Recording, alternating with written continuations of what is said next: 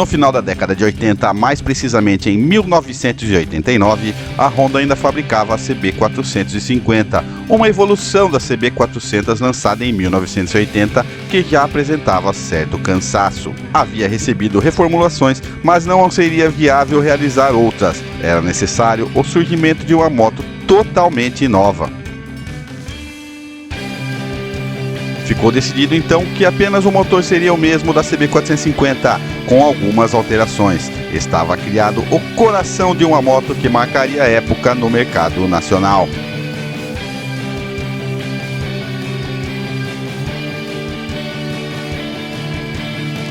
Resultado de uma pesquisa junto às concessionárias e público em 1987 para saber o que deveria ser melhorado na CB.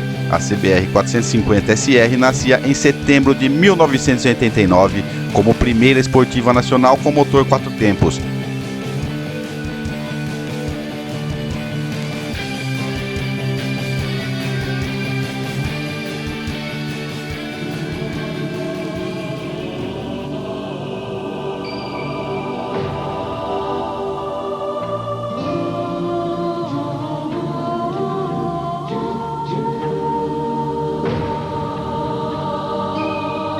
Você pensa em emoções irresistíveis.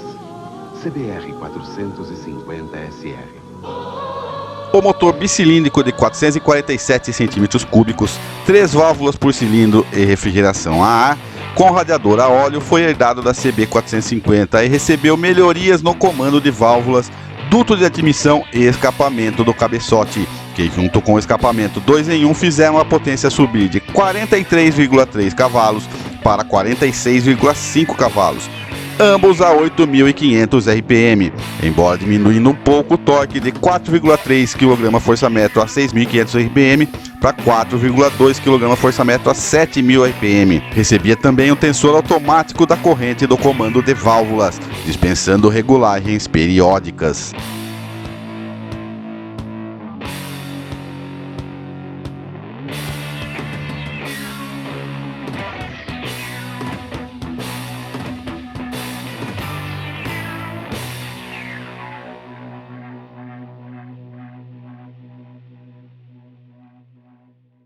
Com velocidade máxima de 175 km por hora e aceleração de 0 a 100 em cerca de 7 segundos, a CBR não arrancava suspiros pelo desempenho, mas oferecia força suficiente para a maioria dos motociclistas. O câmbio de 6 marchas continuava o mesmo da CB 450, com a primeira e a relação primária mais longas. Não tinha por que mexer nisso, dado seu funcionamento com precisão e maciez nos engates.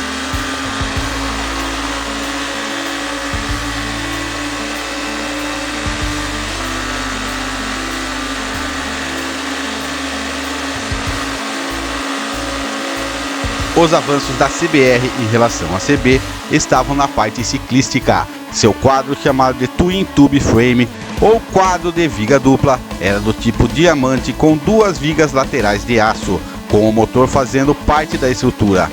A suspensão traseira abandonava o antiquado conceito de 2 molas em favor de uma monomola ProLink com 7 níveis de regulagens.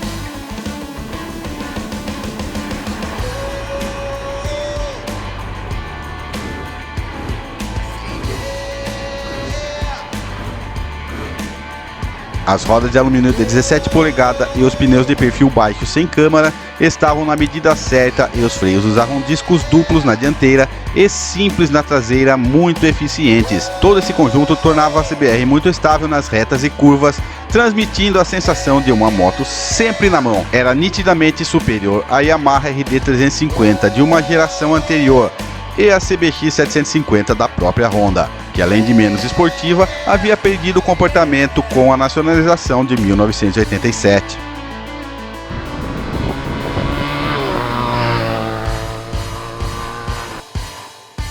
Observando-se o desenho da nova moto, era fácil notar que fora baseado na CBR 1000 e 600F, que a Honda produzia no Japão e traria para o Brasil anos depois. Um exemplo eram as carenagens laterais cobrindo quase totalmente o quadro. Fora isso, haviam outros detalhes interessantes, como o paralama dianteiro que cobria boa parte das bengalas, a presença de um paralama traseiro rente ao pneu e as luzes de direção dianteiras integradas à carenagem. Realmente os projetistas da Honda fizeram um belo trabalho na concepção dessa moto.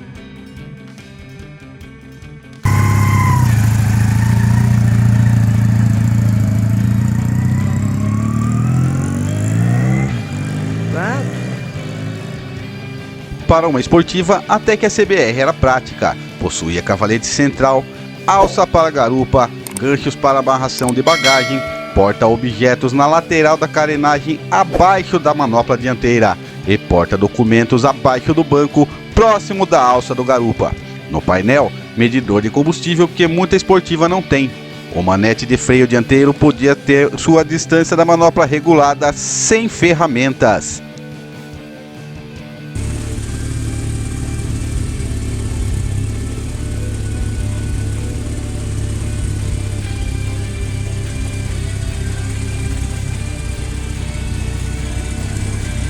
O acabamento era de bom nível e também a ergonomia, com botões e comandos nos semiguidões fáceis de usar, e uma posição de pilotagem que, apesar de esportiva, não deixava o piloto tão inclinado à frente como em modelos mais radicais. Naturalmente, haviam pontos criticáveis. Os retrovisores ficavam na mesma altura dos retrovisores dos carros, dificultando ao piloto desvencilhar-se do trânsito, e não ofereciam grande visão.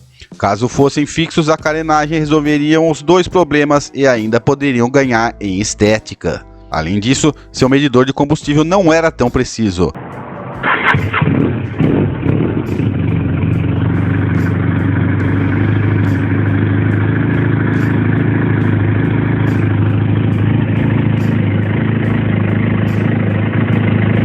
Lançada em uma época de importações fechadas, a CBR tinha como concorrente mais próxima a RD 350R, mas era muito mais cara. Embora com desempenho inferior ao da RD, que desenvolvia 55 cavalos de potência, o ronco do seu motor era uma verdadeira música para os que preferem os 4 tempos. Em todo o tempo que foi produzida, a CBR não sofreu alterações mecânicas de ciclística ou desenho. As únicas mudanças foram de grafismo em 91 e 93.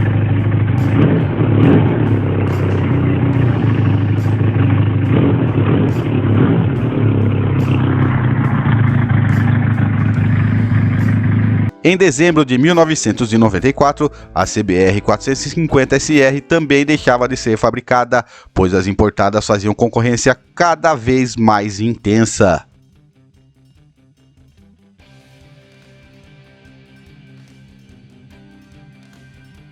Seu preço era alto diante do que oferecia em desempenho e certamente influiu o crescimento da Honda Naked, como a Suzuki GS500Z, ainda importada, que era oferecida a preço similar.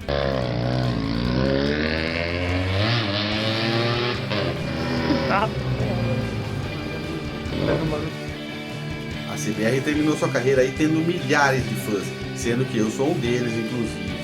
E é o seguinte, se você gostou desse vídeo aí, deixa aquele likezão maroto para dar uma fortalecida, e compartilha com seus amigos todos nas redes sociais, beleza?